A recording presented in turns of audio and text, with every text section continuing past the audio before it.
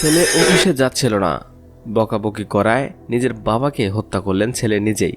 এরপর রক্ত পরিষ্কার করে বাইরে ঘুরতে বের হলেন ছেলে। দর্শক, ঘটনাটি ঘটেছে এ সম্পর্কে বিস্তারিত জানাবো ভিডিওতে। বিস্তারিত জানতে ভিডিওটি না টেনে সম্পূর্ণ দেখুন।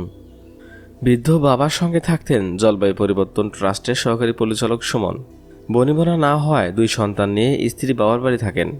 রাজধানীর আদারটেকে শেখের ভাড়া বাসায় বাবা নুরুল আলমের সঙ্গে ভালোই চলছিল সবকিছু। কিন্তু গত 3 মাস থেকে নিয়মিত অফিসে যাচ্ছিলেন না সুমন। গত 13 এপ্রিল কেন এমন করছে কৈফিয়ত চেয়ে বাবা বকাবকি করেন। এতেই বিগড়ে যান এবং ছুরি এনে জন্মদাতার শরীরে উপর্যুক্ত পরি আঘাত করেন সুমন। শুধু তাই নয়, রক্তাক্ত বাবাকে ঘরে রেখে নিজের শরীরে রক্ত ধুয়ে বাইরে বেরিয়ে পড়েন তিনি। নুরুল আলম খুনের ঘটনায় রাজধানীর আদাপুর থানা পুলিশের তদন্তে এসব তথ্য উঠে এসেছে। তদন্ত শেষ পর্যায়ে ময়নাতদন্তের রিপোর্টও এসেছে। শিগগিরই সুমনের বিরুদ্ধে আদালতে অভিযোগপত্রটি দাখিল করা হবে। নিহতের পরিবারের সদস্যরা বলছেন, সুমন দীর্ঘদিন ধরে মানসিক বিকারগ্রস্ত, নিয়মিত চিকিৎসা চলছিল। ঠিকমতো ওষুধ সেবন না করলে সমস্যা বেড়ে যেত। ঘটনার পরপরই পুলিশ সুমনকে গ্রেপ্তার করে কারাগারে পাঠায়। চাকরি থেকে তাকে সাময়িক বরখাস্তও করা হয়েছে।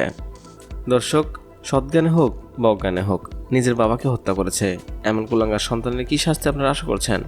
জানতে চাই আপনাদের মূল্যবান মতামত। এখনকার মতো এখানে শেষ। পরবর্তী আপডেট পেতে আমাদের সাথেই থাকুন। ধন্যবাদ।